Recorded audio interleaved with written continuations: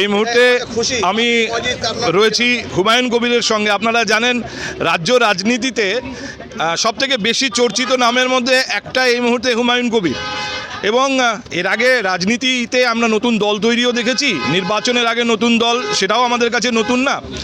কিন্তু একটা দল তৈরি হচ্ছে একই সঙ্গে এই ধরনের প্রতিশ্রুতি নিয়ে যে আমি পশ্চিমবাংলার মাটিতে বাবরি মসজিদ বানাবো, এটা হয়তো এর আগে আমরা কখনো দেখিনি।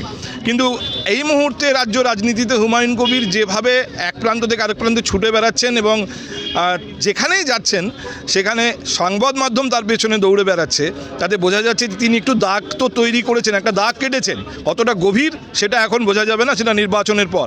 আমি হুমায়ুন কবিরের সঙ্গে কথা বলতে শুরু করবো। আমার প্রথম প্রশ্ন যেটা আপনার কাছে, আপনি তৃণমূল ছেড়ে বেরোলেন, তৃণমূল সাম্প্রদায়িক রাজনীতি করে, কিন্তু আপনিও তো সেই ধর্মকে সামনে রেখেই দল শুরু করলেন।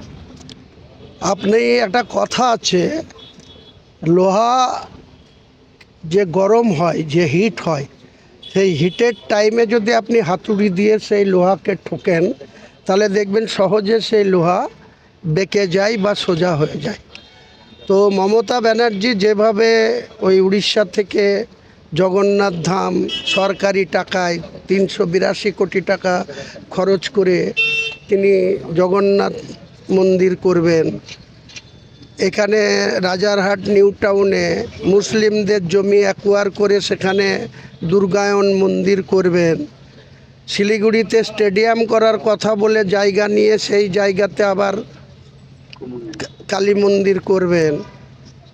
2,500 টাকা করে ইমামদের ভাতা শুরু করেছিল, সেটা সরকারি কোষাগার থেকে, নিজেই আরএসএসের লোককে দিয়ে কেস করিয়ে হাইকোর্ট থেকে সেটা নিষেধ করে পরে 2,500 আর 1,000 মর্জেনদের এটা দিত, পরে 500 করে বাড়িয়ে 1,500 আর 3,000 দুটো মিলে কত হয় 54,000। সেই ইমামদের ডাইরেক্ট পলিটিক্সে নামাচ্ছে, ওসিরা ডেকে পাঠাচ্ছে, তোমরা যদি আমাদের মিটিংয়ে না আসো, যদি তৃণমূলের হয়ে ভোট না করো তাহলে তোমাদের ইমাম ভাতা বন্ধ হয়ে যাবে। আর যাদের দুর্গাপুজো 2018 সালে 10,000 টাকা করে অনুদান শুরু করেছিল, তাদেরকে 2025-এ 1,10,000 করে অনুদান দিচ্ছে। যাদের লক্ষ্মীর ভাণ্ডার, যারা 80 থেকে 85% পোল করে যে মুসলিম ভোটাররা, সেই সরকার হয় তাদের ভোটে, তাদের দিচ্ছে 1,000 টাকা, আর যারা ওর বিরুদ্ধে ভোট দেয় তাদের দিচ্ছে 1,200 টাকা।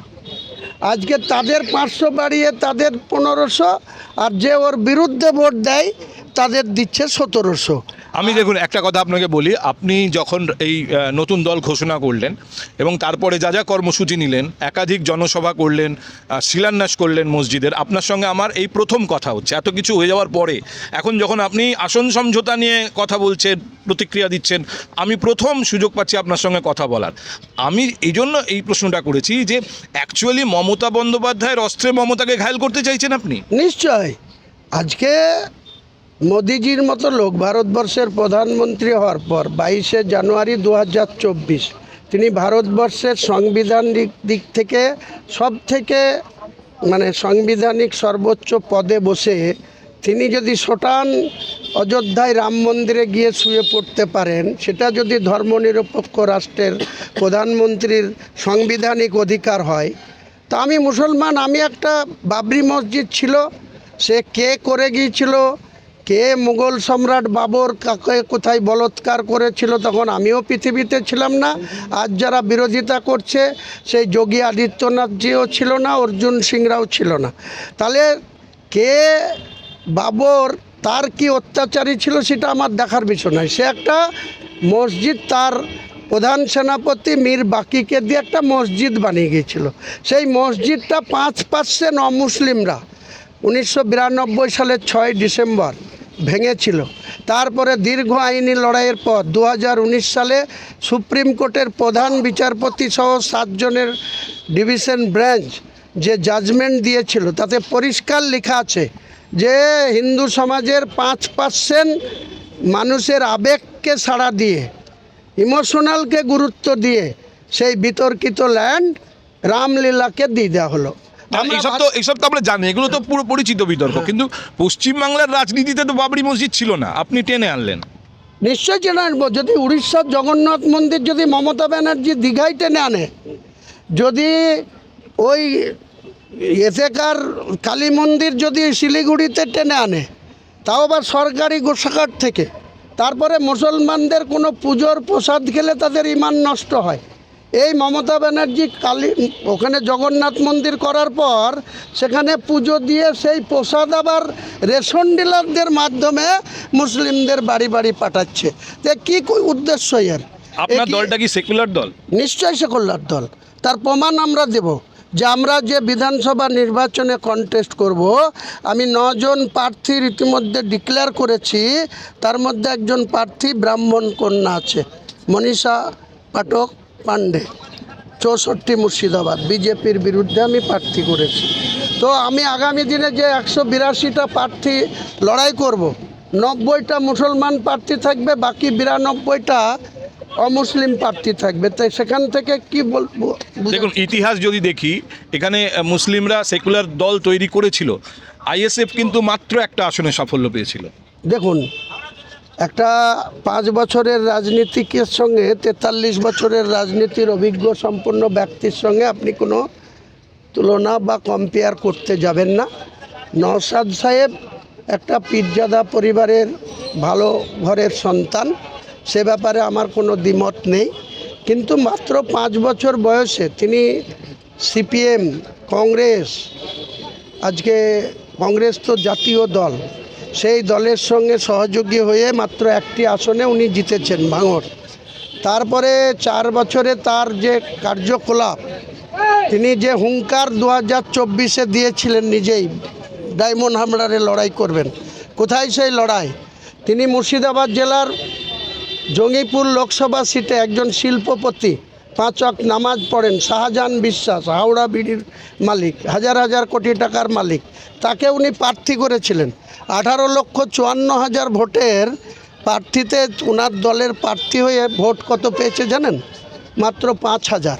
আমি যেটা আপনার কাছে জানতে চাইছি যে আপনি এখন যেটা বলছেন সেটাও তো হুঙ্কার, ভোটের পর তো বোঝা যাবে যে কতটা আপনি নিশ্চয়ই বোঝা যাবে। আপনি যেটা বলছেন যে এর আগে প্রণব মুখার্জি, প্রিয়রঞ্জন দাস মুন্সি, আরও অনেকেই হয়তো কংগ্রেস ত্যাগ করে তাদের নিজের শক্তি প্রদর্শন করতে চেয়েছিল। তারা আমার থেকে অনেক মনীষী ব্যক্তি, অনেক সিনিয়র মোস্ট নেতৃত্ব ছিল, তারা সাকসেস হয়নি বলে আপনি এটা ভেবেন না যে হুমায়ুন কবির সাকসেস হবে না। আপনি অপেক্ষা করুন, ইলেকশন সূচি ডিক্লেয়ার হতে দিন, নির্বাচনে অংশগ্রহণ করতে দিন। আমি বলছি রেজাল্টের দিনে আপনাকে প্রমাণ করব যে বাংলার রাজনীতিতে মিরাকেল রেজাল্ট করে বিজেপি এবং তৃণমূলকে পিছনে ফেলে আমরা 1 নম্বর পার্টিতে উঠে আসব। আমার ধারণা তার আগেও আমি আপনার সঙ্গে কথা বলার সুযোগ পাবো এবং কথা হবে। আপনি জোট করার জন্য সিপিএমের কাছে অ্যাপ্রোচ করলেন, যাদের কাছেই কোনো আসন নেই তাদের সঙ্গে আসন সমঝোতা। ওটা আমি চেয়েছিলাম যে আমরা সবাই মিলে যদি ঐক্যবদ্ধভাবে লড়াইটা করি, সৈন্যই যোগ করলে সৈন্যই হয়, কিন্তু সৈন্যর সঙ্গে এক এক করে যোগ করলে সেটা আবার ডবল ডিজিটে চলে আসে।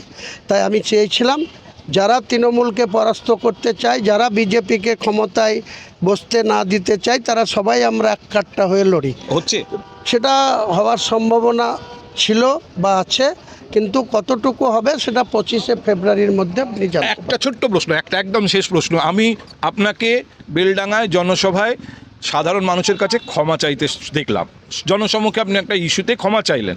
পরে আমাকে রবীন্দ্রদেব বললেন যে মোহাম্মদ সেলিম নাকি আপনাকে বলেছিলেন যে জোট যদি চান তাহলে আপনাকে প্রকাশ্যে এই কাজের জন্য ক্ষমা চাইতে হবে। এটা কি ঠিক?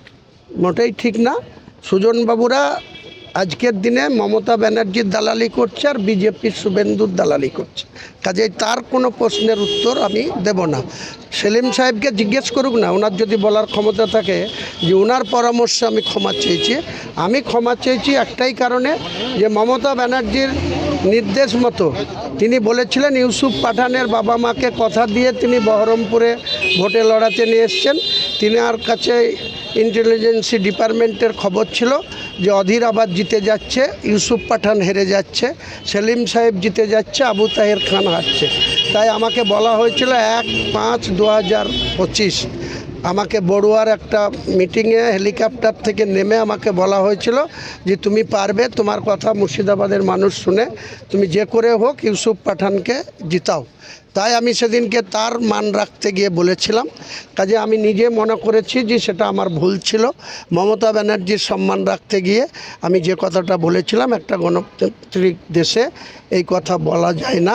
যোগী আদিত্যনাথ আমার সম্প্রদায়কে উল্টো করে টাঙিয়ে সিধা করার কথা বলেছিল, তাই তার পাল্টা দিতে মুসলিম জনতাকে আশ্বস্ত করতে বা তাদের ভরসা দিতে আমি এই কথা বলেছিলাম। তাই আমার মনে হয়েছে আমি নিজের থেকেই ক্ষমা চেয়ে নিই। আর সেই জন্য কি অধীর চৌধুরীকে আপনি ক্ষতিপূরণের জন্য বলেছেন যে অধীর চৌধুরীর পাশে থাকবেন নির্বাচনে? না, কোনো ক্ষতিপূরণের প্রশ্ন নয়। অধীর চৌধুরী যদি আজকের দিনে হাত প্রতীক নিয়ে, তিনি 1996 সালে প্রথম বিধায়ক হয়েছিলেন, পরে 99 থেকে 5 বার এমপি হয়েছিলেন।